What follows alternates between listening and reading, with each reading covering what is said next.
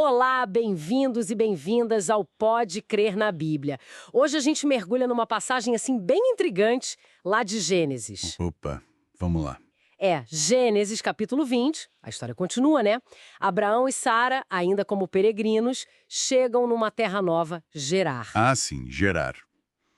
E lá eles encontram o rei local, Abimeleque. Exato. E a gente vai analisar o que acontece nessa interação. Tem um erro que se repete, sabe? Uma intervenção divina bem surpreendente. Com certeza.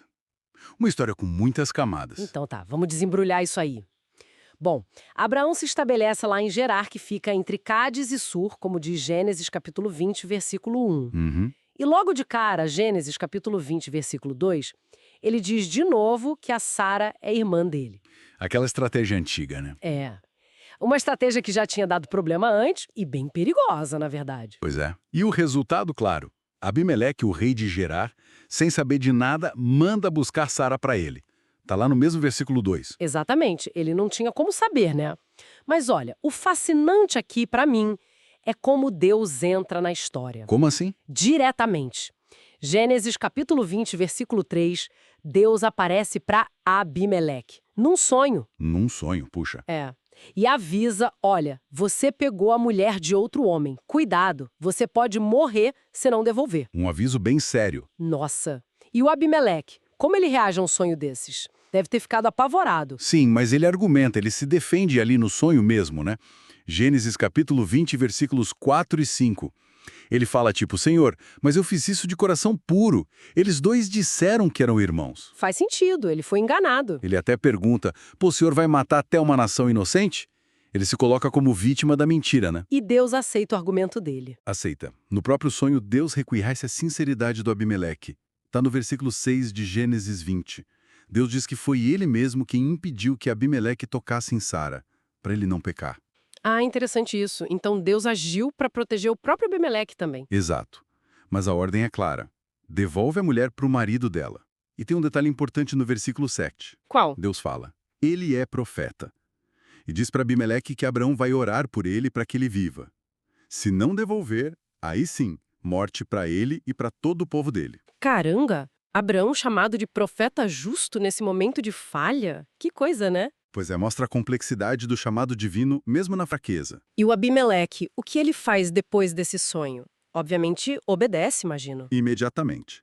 Gênesis capítulo 20, versículo 8. De manhã cedo, ele chama os servos, conta tudo, o pessoal fica morrendo de medo. Aí ele chama Abraão para conversar. Imagino a cena, aquele climão. E aí, Abraão, que história é essa? Basicamente isso. O versículo 9 é direto. Abimeleque pergunta, que é isso que você fez com a gente? Em que eu pequei contra você, para você trazer um pecado tão grande sobre mim e sobre o meu reino? É uma confrontação forte. E qual foi a desculpa do Abraão? Quer dizer, a justificativa? Olha, Abraão joga a real. Ou quase isso. Ele admite no versículo 11 que foi por medo. Medo de morrer por causa da Sara. Ele achou que naquele lugar ninguém temia a Deus. Medo de novo. É um padrão, né? Um padrão. E aí ele tenta justificar a mentira no versículo 12, dizendo que ela é de fato meia-irmã dele, filha do pai, mas não da mãe. E que eles tinham um combinado antigo, lá no versículo 13, de usar essa história quando viajassem. Uma meia-verdade para encobrir o medo. É complicado. Muito. E sabe, algumas análises sobre isso destacam como esse padrão de Abraão, de agir por medo e não por fé na proteção divina, acaba sendo prejudicial. A mentira, mesmo que parcial, quase leva a uma tragédia para gente inocente, como Abimeleque e a casa dele. O mentiroso às vezes se enrola na própria mentira, né? Verdade. Mas a história se resolve, né? Como termina essa confusão toda? Sim, e a resolução é até surpreendente. Gênesis 20, versículos 14 a 16. O Abimeleque, mesmo depois de tudo, devolve a Sara.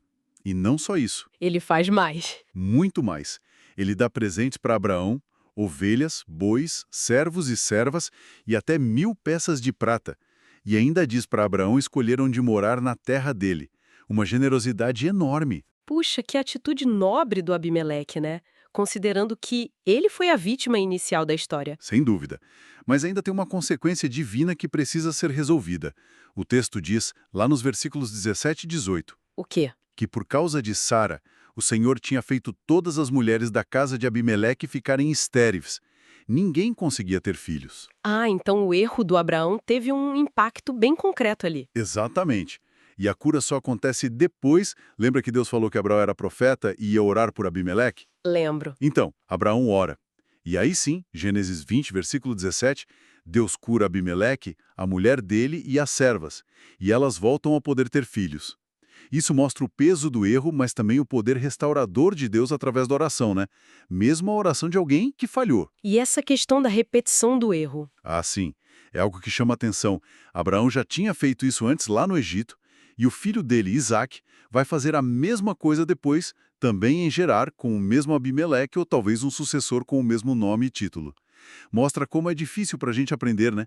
Mesmo figuras de fé tropeçam nas mesmas pedras. Nossa, que análise completa.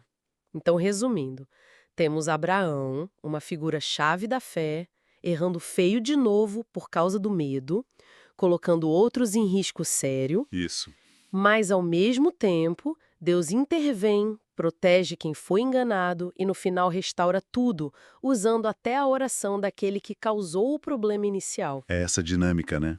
Bem complexa. E levanta uma questão para a gente pensar. Como é que essa história, que mostra tão claramente a fraqueza, a falha repetida de um herói da fé, se encaixa com a ideia do chamado de Deus, da proteção, da graça? Boa pergunta. O que isso diz sobre a nossa própria luta para mudar? Para quebrar padrões ruins, mesmo quando a gente sabe que está errado, sabe das consequências? Fica aí para refletir, né? Com certeza, uma reflexão muito válida. E se essa análise de Gênesis 20 tocou seu coração, se te fez pensar, não esquece, curte o vídeo, Isso aí. comenta aqui embaixo o que mais te chamou a atenção nessa história, compartilha com os seus amigos, com a família, com quem você acha que vai gostar dessa conversa. Ajuda a gente a espalhar a palavra. E o mais importante, se inscreve aqui no canal Pode Crer na Bíblia para não perder nenhuma das nossas próximas análises. A gente se vê na próxima. Até lá, pessoal.